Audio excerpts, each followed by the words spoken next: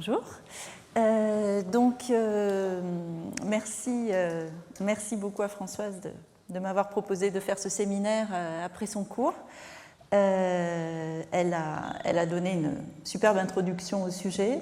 Donc, je reprends là où elle s'est arrêtée, c'est-à-dire aux proto-étoiles et les flots bipolaires dont elle a évoqué l'existence. Elle vous a montré cette belle image. Donc, nous allons... je vais essayer de vous faire parcourir un petit peu ce qu'on sait sur ce phénomène d'éjection bipolaire, qui finalement était un phénomène pas du tout anticipé au départ. Quand on pensait à la formation d'une étoile, on pensait juste à l'effondrement d'un cœur qui allait former une étoile au centre. On faisait des modèles sphériques très simples, et puis voilà, la matière tombe, ça forme une étoile, et voilà. Et en fait, les premières proto-étoiles, les toutes premières, donc plus jeunes que les Thétauries, on les a découvertes grâce à ces éjections de matière. On les a découvertes en CO. Donc, je vous rappelle d'abord les échelles. On va parcourir une grande gamme d'échelles de taille dans ce séminaire. Oui, Françoise vous a montré cette image et vous a donné l'échelle qui est de l'ordre d'un dixième de parsec. Et en fait, pour arriver à l'échelle du disque, déjà, vous voyez que la matière doit tomber de 10 000 AU à quelques centaines d'unités astronomiques. Et ensuite, pour tomber sur l'étoile, qui ne fait que quelques rayons stellaires, rayons solaires, il faut encore gagner un facteur 10 000. Donc en gros, il faut parcourir 1 million, rétrécir les tailles par un facteur 1 million, plus d'1 million. Et vous allez voir que ce n'est pas simple. Et c'est également, on peut aussi s'étonner qu'un objet aussi petit au centre puisse produire quelque chose d'aussi grand. Et là encore, c'est que la base, en fait, ces flots, on les trace, je vais vous montrer, jusqu'à des parsecs, donc 10 fois plus que ça. Et en fait, la clé de ça, c'est que l'énergie potentielle, c'est en 1 sur R. C'est Gm sur R. Donc, plus vous êtes à petite échelle, plus vous avez de la puissance, en fait. Plus vous dégagez, pour tomber, vous dégagez de plus en plus d'énergie. Donc c'est un peu ça le secret. Donc le plan du séminaire, c'est d'abord, je vais rappeler le problème de l'inefficacité de formation stellaire dont Françoise vous a parlé. Le problème du moment cinétique, qui, dès qu'on met de la rotation, en fait, l'effondrement, c'est plus si simple. Et les phénomènes d'éjection, donc je vais vous parler de 3 phénomènes et comment ils peuvent être la solution que la nature a trouvée pour résoudre ces 2 problèmes. Donc il y aura 3 phénomènes d'éjection, les flots bipolaires, les jets et les vents de disque. Et ensuite je conclurai.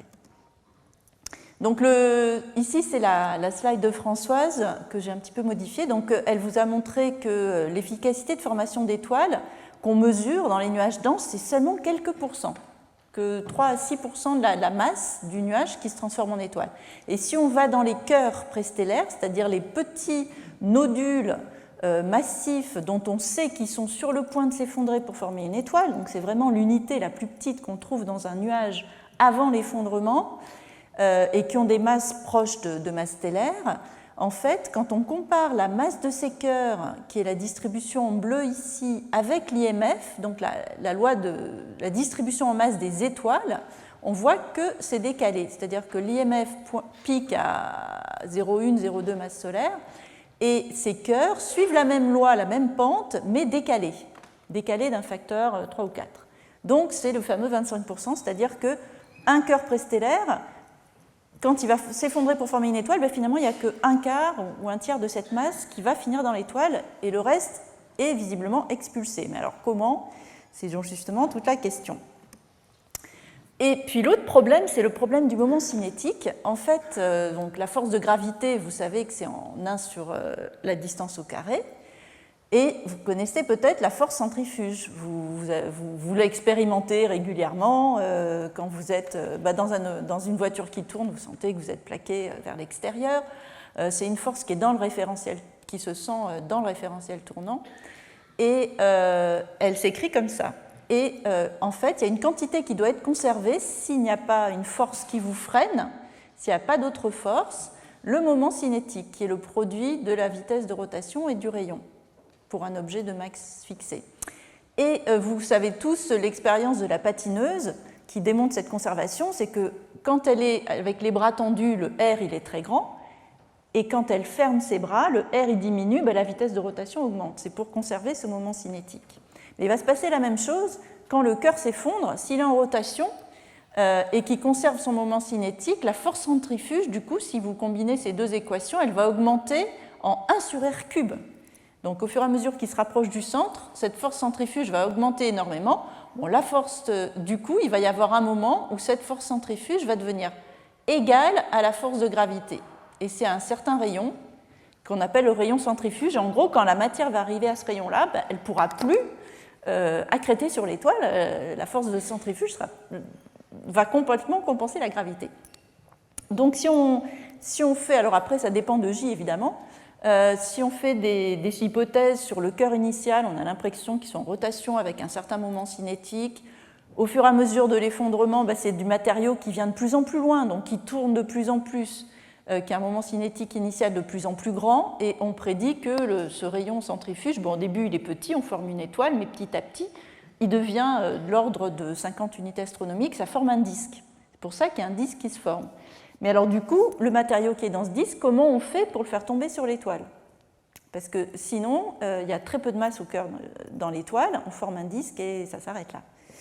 Donc il y a beaucoup de questionnements qui s'est passé là-dessus et je ne vais pas rentrer dans la théorie tout de suite, je vais d'abord vous rappeler que, en fait, les étoiles, elles éjectent de la matière. Les étoiles jeunes et même les protoétoiles les plus jeunes, depuis les protoétoiles les plus jeunes jusqu'aux étoiles T-Tauri, elles éjectent de la matière. Donc ça, ce sont deux images du JWST qui montrent à quel point c'est un phénomène puissant, très, très spectaculaire, très étendu, mais qui provient de l'étoile, la protoétoile qui est au centre. Ici, on ne la voit même pas, on ne voit même pas son disque. Donc, je vais vous montrer en quoi ce phénomène peut nous aider. Donc, d'abord, il y a 3 types de signatures d'éjection que je vais décrire à la suite. Il y a ce qu'on appelle les flots moléculaires. Je les appelle les flots CO parce qu'on les voit surtout dans la molécule de CO pour la raison que Françoise vous a donnée, qui est la molécule la plus abondante après H2 et qui rayonne facilement aux températures du gaz.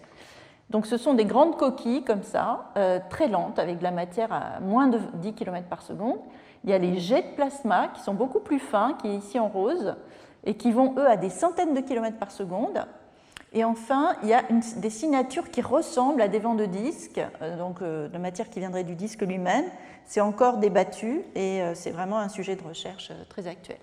Donc les flots bipolaires découverts par effet Doppler dans la molécule CO, quand les gens ont commencé à cartographier les nuages, dans certaines régions, ils se sont aperçus qu'il y avait des zones qui étaient systématiquement décalées vers le rouge, d'autres systématiquement décalées vers le bleu, et qu'elles pointaient, en plus c'était allongé, ce n'était pas comme un mouvement turbulent, ce n'était pas de l'effondrement non plus, parce que c'était trop rapide en vitesse par rapport à la masse qu'il y avait à l'intérieur.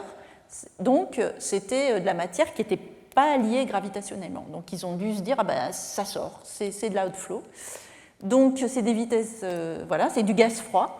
Et avec ALMA, ici, on voit même la structure détaillée de ces flots. Maintenant, avec les interféromètres, on voit qu'ils sont creux et ils sont massifs. Et donc, on s'est dit que ça devait être de la matière ambiante qui est entraînée, qui est poussée dans une coquille par un vent protostellaire qu'on ne voit pas en CO, mais assez collimaté et qui pousse le milieu ambiant pour créer ces coquilles. Et ces flots, donc, ils sont, quand on regarde un amas, ils sont en fait très nombreux et très étendus, puisque c'est une activité qui dure assez longtemps pendant la vie de l'étoile, pendant toute la phase protostellaire en tout cas. On voit qu'ils peuvent être, ici c'est un amas dans le serpent, vous voyez qu'il y en a dans tous les sens en fait, ils sont très grands, vous voyez la taille ici c'est des fractions de parsec ou des parsecs, et si on additionne toute l'impulsion qui est déposée par ces coquilles, si on se dit bon ok ces coquilles elles vont se propager, elles vont interagir avec le nuage, elles vont être freinées petit à petit, elles vont déposer toute leur quantité de mouvement dans le gaz ambiant, en fait on trouve un taux de déposition qui est de l'ordre du taux de dissipation de la turbulence. Donc ça veut dire que ces flots pourraient contribuer de façon importante à réguler la formation des étoiles à l'échelle des nuages, des nuages denses et des amas. Et c'est ce qui est confirmé. Alors voilà une autre image, ça c'était Spitzer, l'ancêtre de GWST, si on peut dire. Un autre amas de formation d'étoiles où là, les flots sont tracés en hydrogène moléculaire. Vous voyez, tout ce qui est vert, là, tous les filaments verts, c'est des flots. Il y en a partout, c'est entrecroisé dans tous les sens. Et donc, les simulations numériques confirment que si on intègre dans les simulations de nuages magnétisés turbulents les flots, le phénomène d'éjection, on réduit effectivement le nombre et la masse des étoiles qui sont formées. Donc là, c'est sans les flots et là, c'est avec les flots. Alors, vous voyez qu'il y a moins d'étoiles et elles sont moins massives, en fait. Et c'est un meilleur accord avec ce qui est observé. Une question qui reste ouverte, et on va y revenir tout à l'heure, c'est on ne sait pas très bien ce qui les accélère, puisque là, avec le CO, on ne peut pas savoir, mais on pense qu'il y a deux modèles concurrents, soit c'est juste un jet variable qui fait des chocs d'étrave dans le milieu ambiant, soit c'est une sorte de vent plus ouvert, un vent X, dont je vais parler aussi plus tard, et pour l'instant, ce n'est pas encore tranché. Donc, on va aller vers les jets, en tout cas. Pourquoi un jet ? On les voit. Donc, les jets, ça a été découvert un peu après les flots CO. Les flots CO, c'était donc à l'époque de la radioastronomie. Les jets, pour les voir, il a fallu attendre l'invention du CCD, parce que ce sont des régions assez peu lumineuses, en fait, par rapport à l'étoile. Peu lumineuses parce que ces jets de plasma n'émettent que dans des raies spectrales. Ils n'émettent aucun continu. Contrairement à une étoile. Donc, il faut les observer dans des filtres bien précis et effectivement avec des CCD qui sont beaucoup plus sensibles que les plaques photo. On s'est mis à en trouver dans la plupart des étoiles jeunes, en fait. Donc, c'est un phénomène qui lui aussi était complètement inattendu. Alors, les gens s'attendaient plutôt à un vent large au départ. Quand ils ont vu les flots CO, ces cavités larges, ils se sont dit c'est un vent style... les vents qu'on connaissait, les vents stellaires, ne sont pas très collimatés. Et puis en fait, on trouve ça. Donc les gens étaient quand même très très surpris. Donc des jets extrêmement fins, très collimatés, avec des nodules à l'intérieur qui sont causés par une variabilité temporelle, sont comme des bursts, des hoquets de l'étoile, qui créent donc des ondes de choc qu'on appelle des chocs d'étrave, un peu comme à l'avant d'un bateau, quand une nouvelle éruption plus rapide rattrape du gaz plus lent. Et ici, je vous ai mis les 3 phases évolutives dont vous a parlé Françoise, et de la classe 0, donc les plus jeunes protoétoiles, où la masse de l'étoile est encore inférieure à la masse de l'enveloppe qui tombe dessus. Une classe 1 dans laquelle c'est la fin de la phase d'effondrement, la masse de l'étoile est devenue supérieure à la masse de l'enveloppe, on est sur la fin de l'enveloppe. Et ici, une classe 2, donc une étoile thétorique qui est vue par la tranche. On voit très bien le disque par la tranche en lumière diffusée. Les particules de poussière à la surface du disque reflètent la lumière et on voit le jet qui sort du centre du disque. Et vous voyez que quand même, c'est assez semblable. En fait, si on modélise et qu'on compare l'espacement entre les nœuds, on retrouve des choses très similaires. Donc, c'est un ingrédient qui a l'air essentiel à la formation stellaire, en tout cas à l'accrétion de matière sur l'étoile. Quand on observe une classe 3, donc une étoile où le disque est dissipé ou bien n'accrète plus, il n'y a plus de jet non plus. Donc c'est vraiment lié à l'accrétion de matière sur l'étoile. Autre similarité, quand on regarde la collimation des jets, donc la largeur du jet en fonction de sa distance, là aussi, on ne voit pas de différence entre les classes 0, donc c'est ce qui est en rouge, orange, bleu, ce sont des classes 0, et en noir, ce sont des étoiles thétories. Vous voyez qu'il n'y a pas vraiment de différence, et que la collimation commence à toute petite échelle, c'est-à-dire qu'à quelques unités astronomiques, déjà c'est collimaté. Et le fait que ça ne dépende pas de la classe évolutive, ça montre que l'enveloppe en effondrement n'est pas nécessaire pour collimater un jet. La collimation doit se passer de façon intrinsèque, même dans une classe 2, une étoile où il y a juste un disque.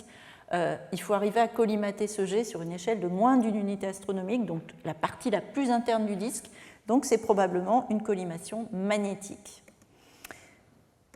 Et donc on s'est mis à essayer de détecter le champ magnétique dans les jets, ce qui est très difficile.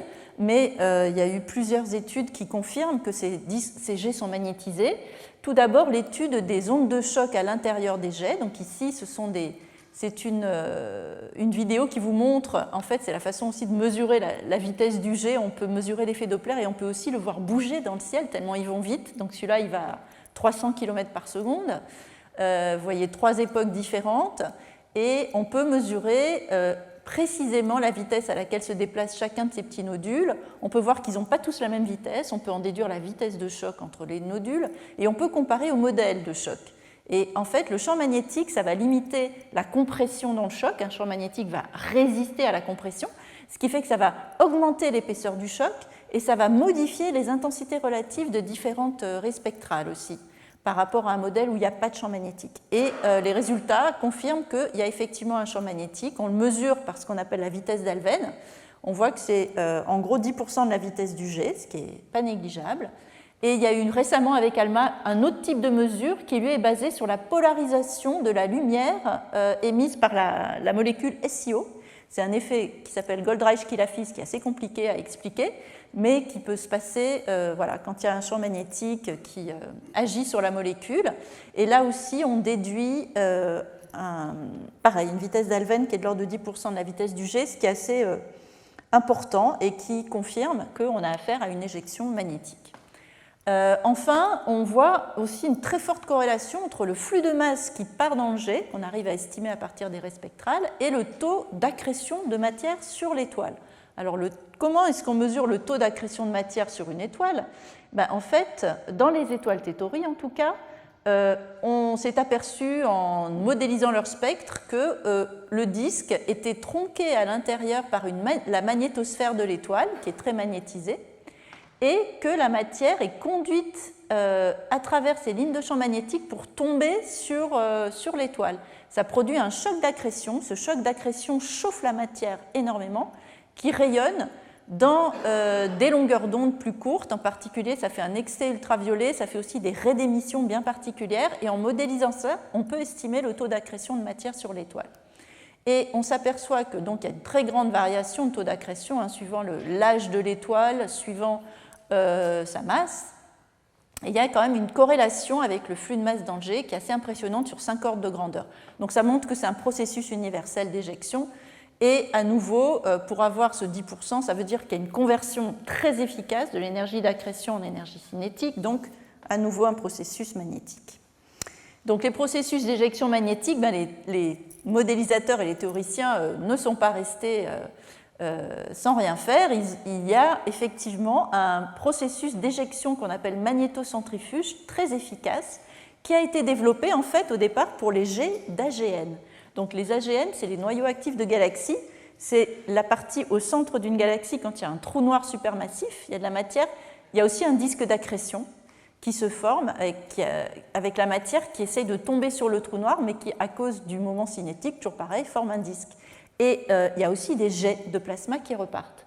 Et pour expliquer la puissance de ces jets, donc il y a eu cette théorie qui a été développée où on montre qu'on peut, en fait, grâce au champ magnétique, on peut donc imaginer les lignes de champ un peu comme un fil de torsion, c'est-à-dire qu'elles vont être tordues par la rotation dans le disque, et ensuite elles vont se détordre, donc elles vont freiner la matière du disque, permettre l'accrétion, et en même temps, les forces magnétiques, le champ va se détordre et recommuniquer son moment cinétique à la matière. Et la matière, si on lui donne du moment cinétique, là, la force centrifuge va devenir suffisante pour la refaire partir.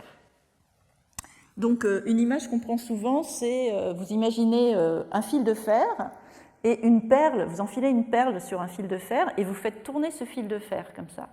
Si vous l'inclinez suffisamment, la perle, elle va partir.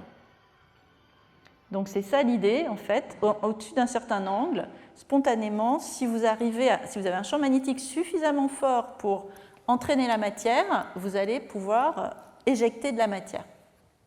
Et en plus, ce qu'il a montré, c'est qu'à grande échelle, il y avait spontanément une recollimation des lignes de champ, ce qui pourrait expliquer la collimation des jets. Donc après, il y a 2 variantes. Il y a un modèle analytique très simple où tout est éjecté à partir du bord interne du disque, vous savez, là où la magnétosphère tronque le disque. Et les simulations numériques suggèrent une situation plus compliquée avec plusieurs composantes. Un vent stellaire déjà qui viendrait de l'étoile, un vent de disque mais qui pourrait venir d'une plage plus étendue, ça dépend des lignes de champ dans le disque, comment ça va décroître, et puis des éjections magnétosphériques ici qui correspondent à ces boucles magnétiques qui vont être distordues par la rotation et qui se reconnectent. Alors, comment savoir d'où viennent les jets? Est-ce qu'on peut tester ce modèle? On peut le tester en faisant des hypothèses simplificatrices, parce que dans un vent de disque MHD, donc magnétostationnaire et axisymétrique, il y a des quantités conservées. Et en fait, on peut relier la vitesse poloïdale et le moment cinétique, dont j'ai parlé tout à l'heure. On peut le relier au point de lancement, le R0 ici, et le lambda qui est une sorte de bras de levier qui mesure un peu la longueur de la tige dont je vous ai parlé tout à l'heure. Enfin, c'est le carré de la longueur de la tige d'ailleurs. Et on peut écrire ces relations dans un plan comme ça avec ce qu'on peut mesurer, la vitesse du jet, son moment cinétique spécifique, et ici on a des courbes pour différents rayons de lancement, différentes valeurs de lambda. Et donc on a essayé pendant très longtemps de mesurer cette rotation des jets dans le domaine optique, avec Hubble notamment.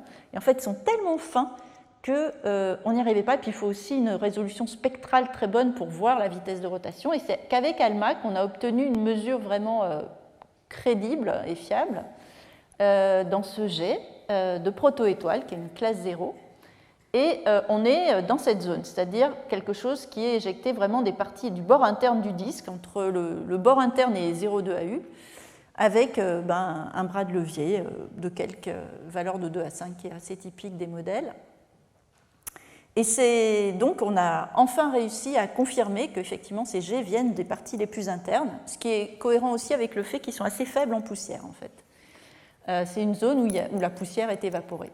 On a aussi des indications qu'il y a une contribution magnétosphérique à ces éjections, et ça on le voit en absorption. Dans les raies par exemple de H-alpha, on voit des signatures d'absorption en rouge et en bleu qui sont anticorrélées, et en fait ça pourrait correspondre à des événements de la magnétosphère qui s'enfle et qui se reconnectent. Passons maintenant au vent de disque. Alors, les vents de disque, c'est la chose la plus nouvelle et qui est encore la plus débattue, bien sûr.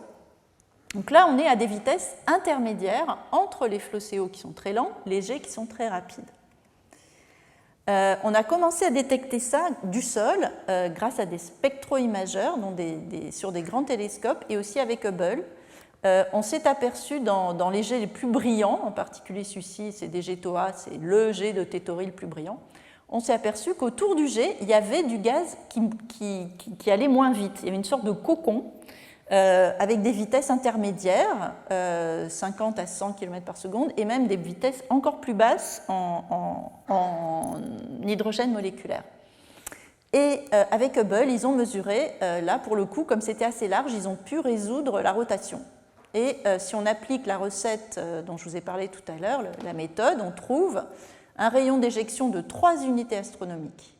Donc là, on n'est plus au bord interne du disque, on serait vraiment dans le disque lui-même. Donc on aurait une structure comme ça en pelure d'oignon avec une éjection qui serait étalée sur une plage de rayons. Ça a été pendant longtemps le seul exemple, mais grâce à ALMA, récemment, d'abord avec NOEMA, puis avec ALMA, on s'est mis à détecter d'autres flots en rotation comme ça, mais plutôt dans des sources plus enfouies parce qu'on le fait en CO, en molécules donc, qui sont plus abondantes dans les objets plus jeunes, qui sont encore froids, dont l'environnement est encore très moléculaire. Et donc là, en couleur, vous avez aussi, oui j'ai oublié de vous dire, ici je vous ai dit c'est des signatures de rotation, je suis allée un peu vite je pense. Donc en fait en bleu et en rouge c'est quand c'est décalé donc vers le bleu et vers le rouge. Vous voyez que si un objet tourne, vous allez avoir le décalage Doppler. Donc ici cette partie va s'approcher de vous par exemple et cette partie va s'éloigner de vous. Donc si ça s'approche de vous, ça décale vers le bleu les fréquences par effet Doppler. Quand ça s'éloigne, ça se décale vers le rouge. Donc un côté du jet va être décalé vers le bleu, l'autre côté du jet va être décalé vers le rouge. Et c'est ça qu'on cherche à voir. Donc on compare les vitesses des deux côtés, et on regarde s'il y a un décalage systématique entre les deux. Donc là, c'est ce qu'ils ont fait, et dans l'image d'après, c'est carrément une carte des vitesses. Donc à chaque endroit, on mesure la vitesse, et vous voyez que là aussi, il y a des effets systématiques. On voit qu'il y a clairement un côté qui est bleu, un côté qui est rouge. Ici, on ne l'a pas montré parce que il y a aussi, le flot est aussi penché vers nous, donc c'est plus difficile de montrer la différence, mais on mesure aussi de la rotation. Et ce qui est frappant, c'est qu'à chaque fois, vous voyez que ce sont des choses qui émanent de l'intérieur du disque. Ici, j'ai représenté le disque en jaune. Ici, vous voyez le disque aussi tourne. Hein. En bleu et en rouge, c'est le disque lui-même qui tourne, et vous voyez que ça provient de l'intérieur du disque. Ici, pareil, on voit le disque, ça provient de l'intérieur, à nouveau, de quelques unités astronomiques. Donc là, on s'est dit, bon, est-ce que ça peut être un vent de disque qui serait étendu, ou alors est-ce que ça pourrait être la photoévaporation de la surface du disque, parce qu'on sait que si on irradie un disque, si l'étoile émet beaucoup de rayons X, d'UV, ça va chauffer la surface du disque, et si c'est suffisamment chaud, si la vitesse du son devient comparable à la vitesse de rotation, la vitesse keplérienne, on va dire, la matière va pouvoir partir. Donc ça peut se passer au-delà de quelques unités astronomiques. Alors on a comparé en fait au vent de disque MHD d'abord, toujours le même diagramme, cette fois je l'ai mis en log parce qu'il y a trop d'objets dessus. On s'est rendu compte qu'on était pile dans le domaine attendu pour les vents de disque MHD en fait. C'est-à-dire qu'on a des rayons de lancement de 0,5 à 40 unités astronomiques, on a des bras de levier qui correspondent à ce qu'on attend, en particulier dans cette zone qu'on appelle la zone morte. Alors la zone morte du disque, je ne vais pas rentrer trop dans les détails, mais en gros les disques d'accrétion, pour accréter, pendant longtemps les gens ont dit qu'il y aurait une instabilité magnétique dans le disque, pouvaient faire l'accrétion, et effectivement sans éjecter. C'est vrai, mais il faut que le gaz soit bien couplé au champ magnétique. Et en fait, il y a toute une zone du disque qui est trop loin de l'étoile pour être ionisée, en tout cas dans le plan médian, le rayonnement de l'étoile ne pénètre pas, et qui est trop épaisse aussi pour être ionisée par les rayons cosmiques qui viennent de l'extérieur. Donc à l'extérieur, les cosmiques, ça va, à l'intérieur, l'étoile ionise, mais entre les deux, on a cette zone morte. Il n'y a que la surface qui peut être ionisée par le rayonnement, mais pas le cœur du disque, et c'est là où la plupart de la masse se trouve. Donc, comment faire dans cette zone morte pour accréter quand même, faire que le disque accrète sur l'étoile, parce qu'on voit bien qu'il accrète, on mesure le taux d'accrétion là, mais... donc les modèles ont montré que les vents magnétisés dans cette zone pouvaient effectivement extraire le moment cinétique avec ce bras de levier-là. Et ils prédisent des taux d'éjection qui sont du même ordre que le taux d'accrétion, et c'est ce qu'on observe dans les flots CO que je viens de vous montrer. Et par contre, ces flux de masse sont supérieurs à ce qui est prédit pour la photoévaporation. Donc ça, c'est quand même très évocateur de vents de disque MHD. Il y a quand même une question ouverte. Pourquoi est-ce que c'est si conique? Parce que normalement, les vents MHD, je vous ai dit que ça se recollimatait. Alors, ce qu'on suppose, c'est qu'il y a peut-être en fait une interaction entre le jet central et le vent qu'il y a autour. Le jet, lui, comme je vous ai dit, il est variable. Vous avez vu, il y a des chocs internes, il y a même des chocs d'étrave. Ces chocs d'étrave pourraient interagir avec le vent qu'il y a autour. Et les modèles qu'on a fait jusqu'à maintenant, un peu simplifiés, montrent qu'on pourrait peut-être avoir une forme conique. Ça marche aussi pour l'interaction d'un vent X. Autre chose qui a l'air d'aller en faveur d'un vent MHD, c'est la comparaison vraiment détaillée dans un objet qui a été faite avec un vrai modèle complet, donc pas juste mesurer la rotation, le VP, mettre dans ce diagramme, mais vraiment regarder est-ce que toute la cinématique et toute la morphologie peuvent coller. Et dans ce cas, les deux collent bien. Les lignes d'écoulement en noir ici reproduisent bien la géométrie qu'on observe. La vitesse, les signatures de rotation, c'est-à-dire la vitesse en fonction de l'écart à l'axe, marchent bien aussi. Dans les étoiles Tethori, comme je vous ai dit, c'est plus compliqué parce qu'il n'y a pas le CO, il y a DGTO A qui était un peu le seul où on avait, donc c'est celui-là, où on avait vu la rotation, c'était cette composante rouge, mais en fait, récemment aussi, il y a eu beaucoup de progrès qui ont été faits dans la résolution spectrale dans l'optique, c'est-à-dire là où on observe les étoiles Tethori, qui sont visibles dans l'optique. On est arrivé à des résolutions spectrales de 3 km par seconde qui s'approchent de ce qu'on peut faire avec ALMA, pas aussi bien, mais qui deviennent bonnes, et qui ont révélé qu'en fait, il y avait des composantes à basse vitesse dans la plupart de ces sources, des Tethori. Et est-ce que ça pourrait être aussi un vent de disque? Ça, c'est la largeur de ces composantes a l'air d'augmenter avec l'inclinaison, et si c'est dominé par la rotation, on trouve des rayons d'éjection 0,02 à 5 unités astronomiques qui sont assez similaires à ce qu'on a trouvé en CO. Et dernièrement, on a confirmé que c'était bien de l'éjection parce qu'on voit une extension dans la direction du jet dans un objet, et surtout cette image GWST d'un disque vu par la tranche où vous voyez ici une structure en X qui est rouge, qui suggère elle aussi qu'il y a de la matière qui part. Donc l'impact sur la formation planétaire, oui, c'est un des impacts importants de si c'est des vents de disques MHD, on peut se dire, bon, ok, est-ce que c'est vraiment une question si importante? C'est une question importante parce que si les disques hébergent un champ magnétique, et j'ai oublié de le dire, mais il faut un champ magnétique quand même vertical qui traverse le disque, il ne faut pas un champ magnétique complètement chaotique, les simulations numériques montrent que ça fait spontanément apparaître dans le disque des anneaux et des sillons par instabilité magnétique. Donc ça, c'est une image synthétisée à partir d'une simulation numérique de disque avec un champ magnétique qui éjecte. Et vous voyez, donc en noir, ce sont des sillons, en rouge, ce sont des surdensités. Et ce type d'anneau donc, pourrait favoriser, ça a tendance à piéger les gros grains de poussière, et ça pourrait donc favoriser la croissance des poussières, la formation des planétésimaux, qui sont les premières briques de base de la formation des planètes. Et en fait, Françoise vous a montré ces images de disques, on les voit, ces anneaux, dans beaucoup de disques avec ALMA. De très très nombreux disques de Tethori montrent ces anneaux, et pour l'instant on n'a pas encore trouvé les planètes qui vont avec. C'est-à-dire que les gens les cherchent, mais on ne les voit pas. Il y a un seul objet dans lequel on a trouvé les planètes pour l'instant. Donc, est-ce que ces anneaux pourraient en fait être dus plutôt à ces instabilités et être encore plutôt au début de la formation des planétésimaux? C'est une question très importante, et c'est pour ça que c'est très important de savoir si ces disques sont magnétisés ou pas, pour pouvoir interpréter de telles observations.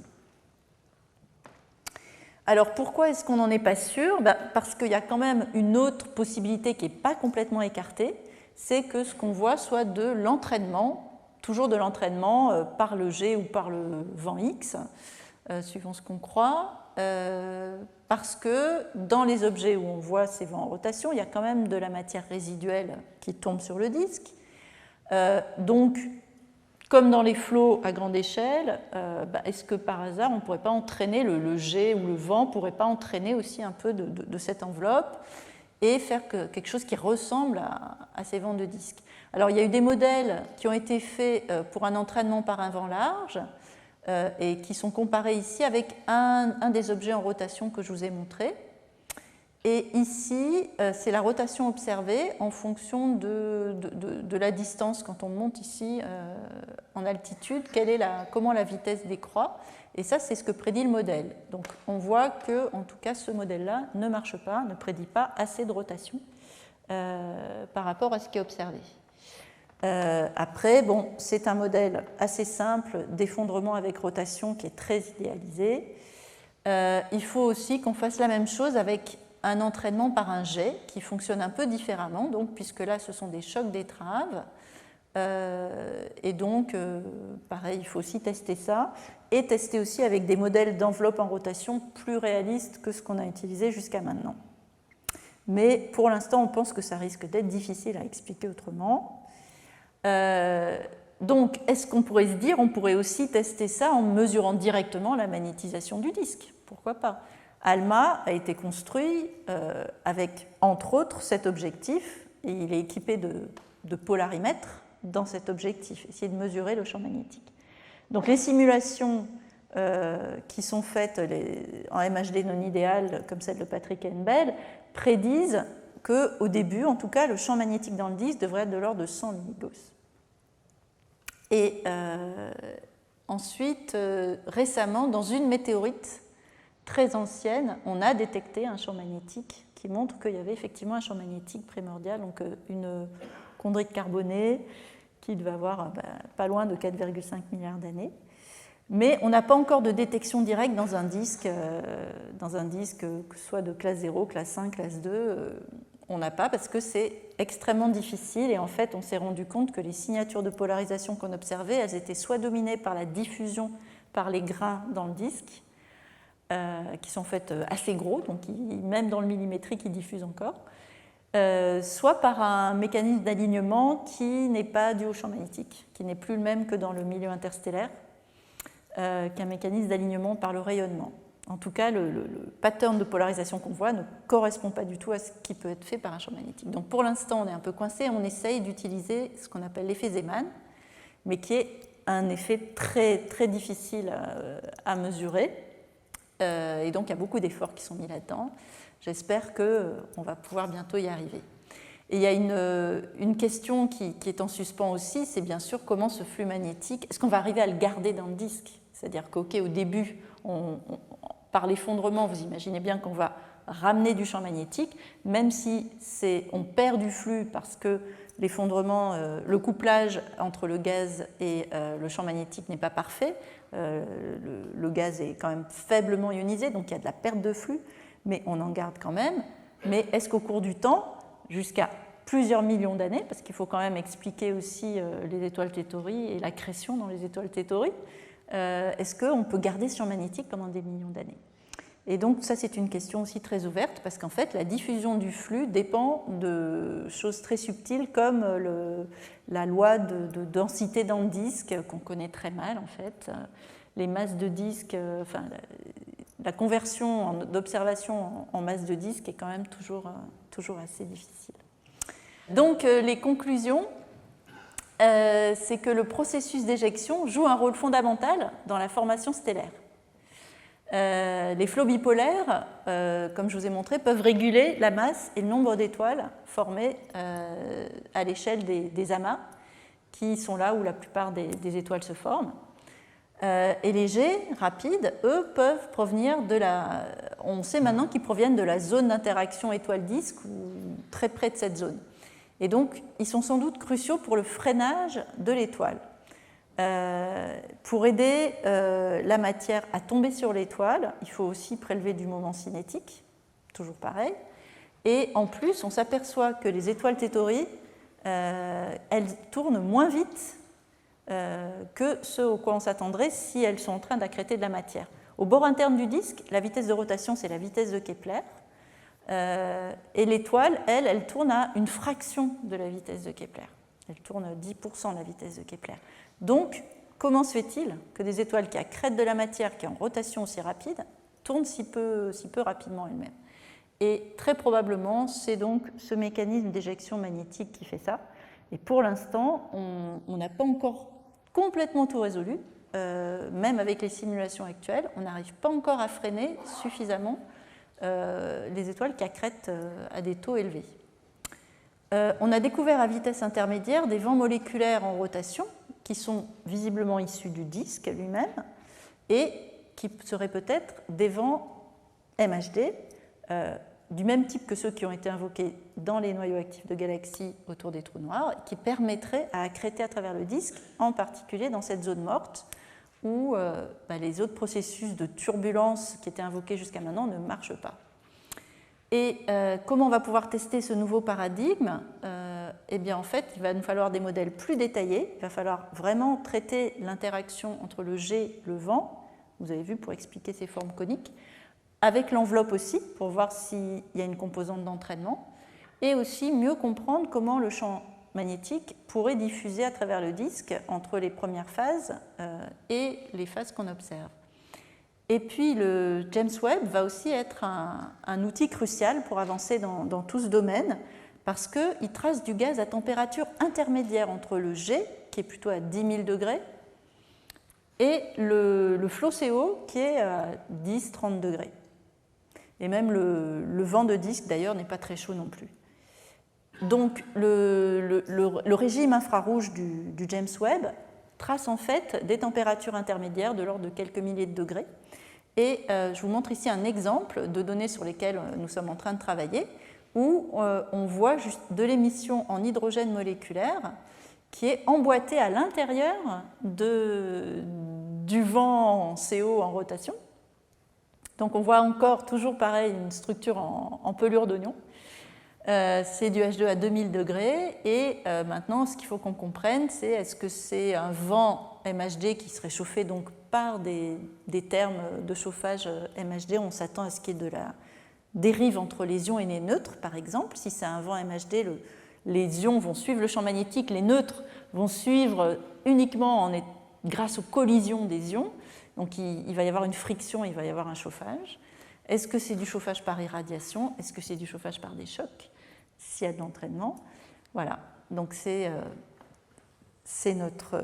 les prochains épisodes. Et je vous laisse avec cette belle image. Et je vous remercie.